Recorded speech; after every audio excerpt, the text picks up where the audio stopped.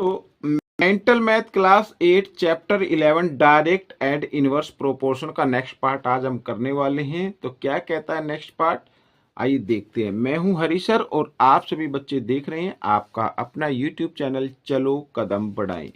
तो देखो बच्चों, यहाँ पर क्वेश्चन नंबर 36 क्या कहता है, ये देखिए,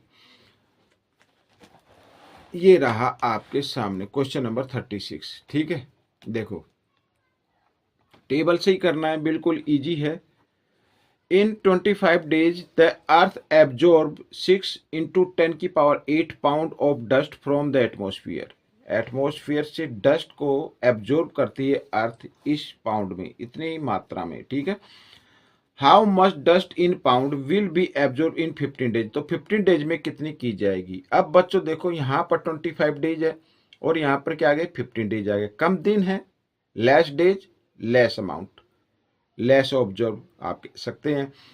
ठीक है, तो आइए करते हैं टेबल से। तो टेबल बना लीजिए इस तरीके से, ये मैंने टेबल बना ली है और बहुत ही इजी क्वेश्चन है बच्चों। एक तरफ तो आपको लिख लेना है डेज और एक तरफ लिख लेना है आपको डस्ट लिख लीजिए। ठीक है, तो डेज कितने 25 और डस्ट कितनी एब्जॉर्ब हो रही है 6 इंटू 10 की पावर 8। ठीक है, और फिर डेज आ रहे हैं 15, ये 50 लिख दिया, और ऑब्जर्व कितनी होगी, लेट द अमाउंट एक्स मान लेते हैं। ठीक है, लेट कर लेते हैं एक्स हो गए। तो क्योंकि यहाँ पर लेस डेज हैं, लेस डेज, लेस डस्ट। ठीक है, इस तरीके से तो डायरेक्ट प्रोपोर्शन हो गया। तो डायरेक्ट यानी डेज का रेशो 25 रेशो 15 और इक्वल फिर डस्ट का रेशो 6 इंटू 10 की पावर 8 और रेशो एक्स, इस तरीके से। ठीक है, फिर वही करना है आपको, मल्टीप्लीकेशन ऑफ एक्सटर्नल टर्म यहाँ पर। तो 25 को एक्स से कर देंगे और मल्टीप्लीकेशन ऑफ इंटरनल टर्म, तो इंटरनल टर्म के अलग कर दीजिए इस तरीके से। 6 इंटू ये जो 10 की पावर 8 है ना, इसको लिख सकते हैं 10 इंटू 10 की पावर 7, ताकि हमारा जो डिवाइड करे तो इजी हो जाए। ठीक है, इस तरीके से। अब आप चाहे तो इधर भी डिवाइड कर सकते हैं जैसे, या फिर आप कर सकते हैं कि x के साथ 25 इधर मल्टीप्लाई की फॉर्म में, इधर आकर ये डिवाइड की फॉर्म में आ जाएगा। या आप इधर ही कर सकते हैं 5 से 5, 5 जा 25 और 5 3 जा, इस तरीके से। ठीक है, फिर 5 1 जा 5, 5 2 जा 10, ये आ गया। आए तो x की वैल्यू आ गई 3 6 जा 18, 18 2 जा 36, 36 इंटू 10 की पावर 7 आ गई x की वैल्यू, यानी इतनी जो डस्ट है वो एब्जॉर्ब होगी 15 डेज में। आइए थोड़ा सा और करते हैं इसको साइंटिफिक तरीके से। तो जैसे 36 है ना, तो हम इसको लिख सकते हैं 3.6 इंटू 10। ठीक है, अब इसमें कोई देखो, इनकी वैल्यू में कोई फर्क नहीं पड़ा। कोई भी नंबर होता है, जैसे 15 हो गया, तो 15 किसके इक्वल होगा, 1.5 इंटू 10 के इक्वल होगा। ठीक है, दोनों की वैल्यू इक्वल है। इसी प्रकार हमने 36 को लिख दिया 3.6 इंटू 10, और ये 10 की पावर 7 तो है ही इधर। तो आइए कर लेते हैं, फाइनल स्टेज है ये। तो 3.6 और 10 की पावर 7 और 10 की पावर 1, दोनों के बेस इक्वल है, बीच में मल्टीप्लाई का साइन है। तो इस कंडीशन में क्या करना है, पावर को ऐड कर दे, 7 और 1 8। तो दिस इज द आंसर, ये आपका आंसर निकल गया। आइए करते हैं क्वेश्चन नंबर 37, ये रहा आपके सामने। क्या कहता है क्वेश्चन नंबर 37, देखो, if 75 goat can graze a field in 13 days. ठीक है, 75 गोट्स हैं और 13 डेज में फील्ड को ग्रेज कर लेती है, चर लेती है, घास खा लेती हैं।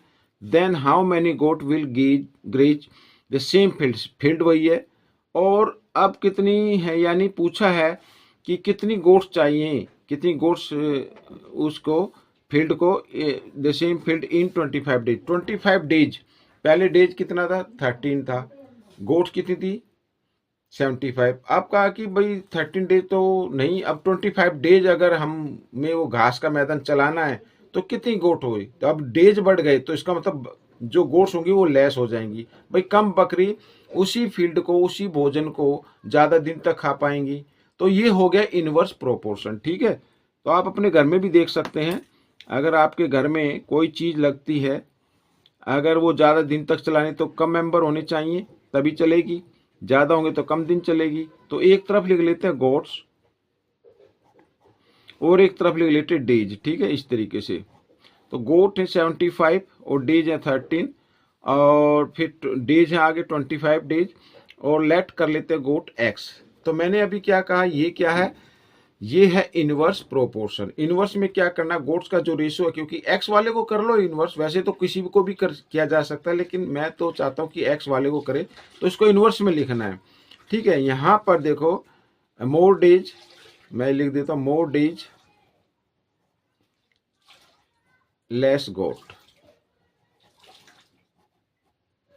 तो एक्स रेशो 75 ये मैंने इनवर्स में लिख दिया है। 75 रेशो एक्स नहीं लिखना है, एक्स रेशो 75 लिखना है।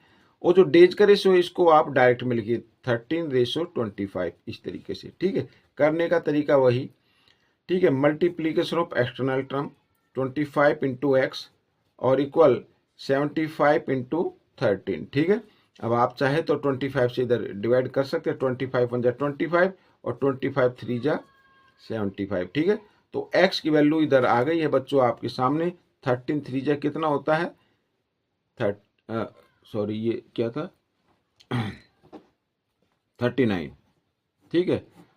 तो यहां पर कितनी गोट चाहिए, 39 गोट चाहिए भाई, ठीक है। 13 3 जा 39 गोट्स चाहिए। तो आपका जो वो सेम फील्ड है वो 25 डेज तक इनफ है, ठीक है। तो आइए करते हैं क्वेश्चन नंबर 38। ये रहा आपके सामने, ये भी बहुत ही आसान है, टेबल से ही करेंगे इसको भी। अब देखो यहाँ पर मैं टेबल बना लेता हूँ पहले और बाद में इसको रीड करके हम इसमें टेबल में फिल कर लेंगे, ठीक है, इस तरीके से।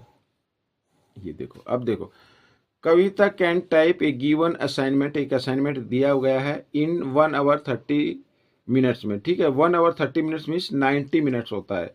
यहाँ पर मैं लिख देता हूँ 1 आवर और 30 मिनट को अगर हम मिनट बनाएंगे तो 90 मिनट हो जाएगा। 1 आवर में 60 मिनट होती हैं, 30 हो, 60 प्लस 30 90 मिनट, तो इसकी जगह 90 मिनट आपको लिख लेना है, ठीक है। अच्छा, at speed of 50 word per minute, 1 minute में कितने वर्ड टाइप करती है, 50, ठीक है। आगे देखिए, हर फ्रेंड क्रीम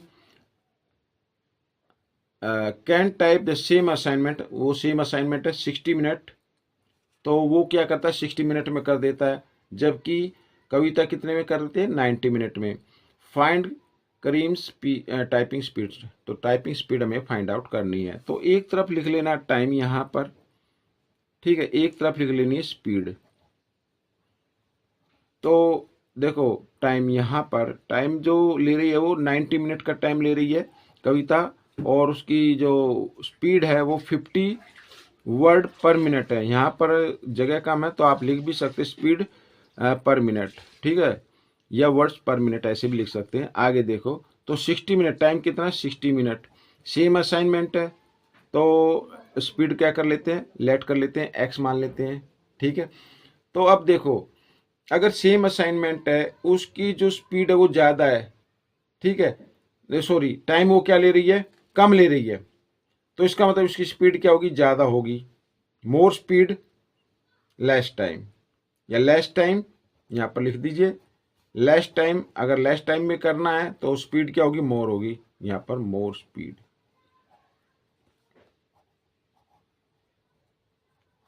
ठीक है, इस तरीके से।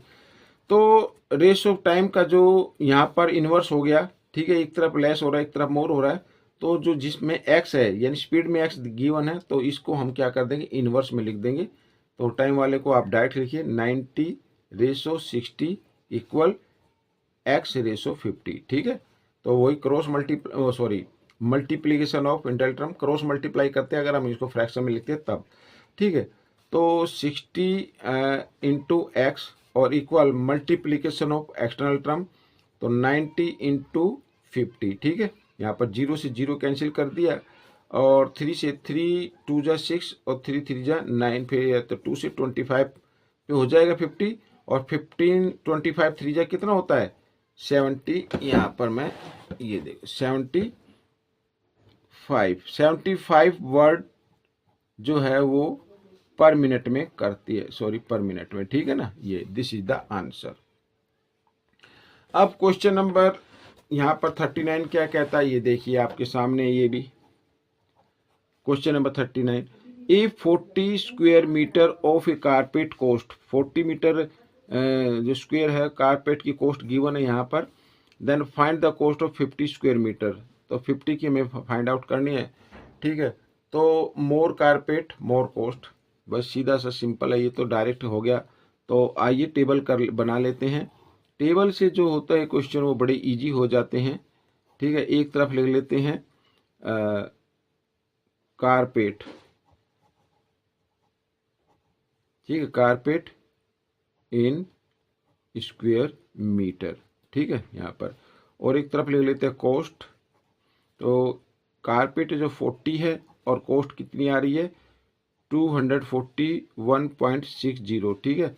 और कारपेट कितना फिर 50 मीटर है, तो कॉस्ट एज्यूम कर लेते हैं x, ठीक है। तो मोर कारपेट मोर कॉस्ट, ठीक है। डायरेक्ट हो गया तो डायरेक्ट में लिख लीजिए 40:50, आप कॉस्ट का रेशो 241.60 और रेशो x, इस तरीके से, ठीक है। मल्टीप्लीकेशन ऑफ एक्सटर्नल टर्म, तो 40 इंटू एक्स हो जाएगा और इधर हो जाएगा 50 इंटू 241.60, ठीक है। तो 0 से 0 कैंसिल हो गई, ठीक है। 4 से हम इसको जो 241.60 इसको कर सकते हैं कैंसिल, 4 से 4 6 जा 24, ठीक है। आगे 1 बचा, 1 पे तो टेबल नहीं जाएगी, आगे के डेसिमल है। तो हम क्या करेंगे बच्चों, यहाँ पर एक 0 लेके सेकंड डिजिट 4 4 जा 16 और 0 की यूँ, ठीक है। ये आ गया। अब क्योंकि 2 डिजिट के बाद डेसिमल है तो आपको भी 2 डिजिट के बाद डेसिमल लगा देना है। अब मल्टीप्लाई कर दीजिए x के साथ, 5 0 0, 5 4 जा 20, 20 की 0 कैरी 2, फिर 5 0 0 और 2 का 2 आ जाएगा, 5 6 जा 30, ये आ गया। और 2 डिजिट के बाद डेसिमल है तो 2 डिजिट के बाद डेसिमल लगा दिया, तो कितने आ गए 302, ठीक है। 302 रुपीज़ आ गई भाई। तो यहाँ पर मैं लिख दिया रुपीज़ 302, ठीक है। ये आंसर आ गया। पॉइंट के पीछे 0 0 उनको लिखने की जरूरत ही नहीं है। तो आइए करते हैं क्वेश्चन नंबर 40। ये रहा आपके सामने क्वेश्चन नंबर 40 क्या कहता है। क्वेश्चन नंबर 40, ठीक है।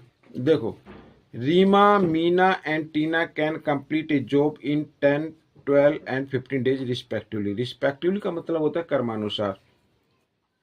रीना, पहले रीना लिखा तो रीना 10 डेज में करती है, मीना 12 डेज में और टीना 15 डेज में करती हैं इकट्ठ, ठीक है उसको। तो in how many days will they complete they work together.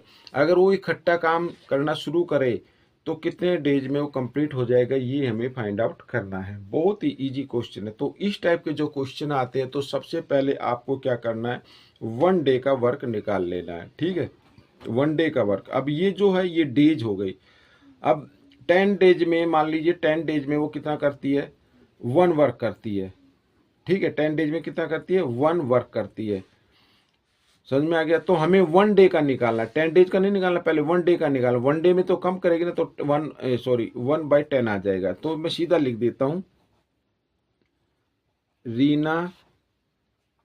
रीनाज work in 1 day. तो 1 डे में कितना होगा 1/10 होगा। इसी प्रकार मीना का आ जाएगा मीनाज वर्क इन 1 डे। 1 डे में कितना हो 1/12 हो जाएगा, ठीक है। 1/12 हो जाएगा। और टीना का टीनाज का वर्क कितना होगा, ये भी 1/15 हो जाएगा। अब इनका टुगेदर वर्क निकालना है भाई, ठीक है।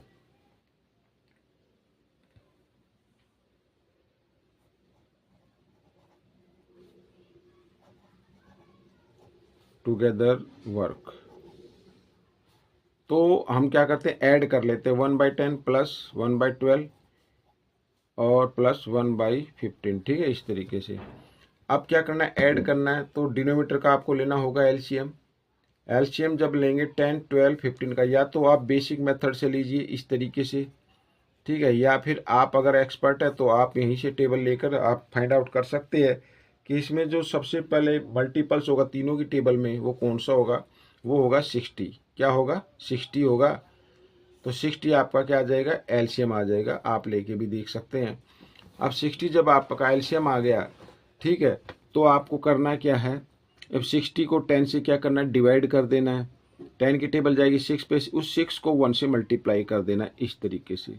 60 को 12 से डिवाइड करेंगे 5 पे जाएगा, 5 को 1 से मल्टीप्लाई किया, ठीक है। इसी प्रकार 60 को 15 से जब डिवाइड करेंगे 4 पे जाएगा, 15 4 जा होता है तो 4 को 1 से कर देना मल्टीप्लाई, 4 1 जा 4, ठीक है। अब हमने क्या किया, ऐड कर लेते हैं 6 और 4 10, 10 प्लस 5 15, तो 50 यहाँ पर मैं इधर कर लेता हूँ 15/60 आ गया। अब डिवाइड भी कर सकते हैं, 15 1 जा 15, 15 4 जा 60, ठीक है। तो ये 1/4 आ गया। अब जो नीचे ये डिनोमीटर पे आता है, इतने डेज लगेंगे। कितने लगेंगे, इतने डेज लगेंगे। अब ये तो मैंने बताया शॉर्ट में, ठीक है। ये 4 डेज में आपका काम कंप्लीट हो जाएगा, जो भी वर्क है उनका। अगर आप ऐसे करना चाहते हैं कि इसको डिटेल से, कुछ बच्चे सोचते हैं कि सर पता नहीं ये कहाँ से आया, तो आपको क्या करना है मैं यहाँ पर लिख देता हूँ, ठीक है। ये क्या था, ये क्या था, अब आप बताइए ये क्या था। ये है उनका 1 डे का वर्क है। कितने का, 1 डे का वर्क है, ठीक है। क्या है ये, 1 डे का वर्क। तो इस प्रकार जो तीनों ने एक दिन में मिलकर काम किया वो 1/4 है। तो ये जो 4 आया ना, ये आपका आंसर है, ये आपका डेज माना जाएगा कि वो तीनों अगर मिलकर उसी काम को करें तो 4 डेज में कंप्लीट किया जा सकता है, ठीक है। तो बाकी अगर आप कहेंगे डिटेल से बता दो सर ये 4 आएगा कैसे, क्योंकि ये तो फ्रैक्शन है, सभी में फ्रैक्शन आएगा, लेकिन जो नीचे वाला डिनोमिनेटर होगा वही आपका आंसर होगा, ठीक है। अगर आप कहेंगे कि सर इसको डिटेल से बताए तो डिटेल से भी हम इसके ऊपर वीडियो बना देंगे, बिल्कुल डिटेल से, कि 4 मतलब हम इसका फ्रैक्शन का 4 कैसे बना लेते हैं, तो ये भी हम उसमें बता देंगे, ठीक है।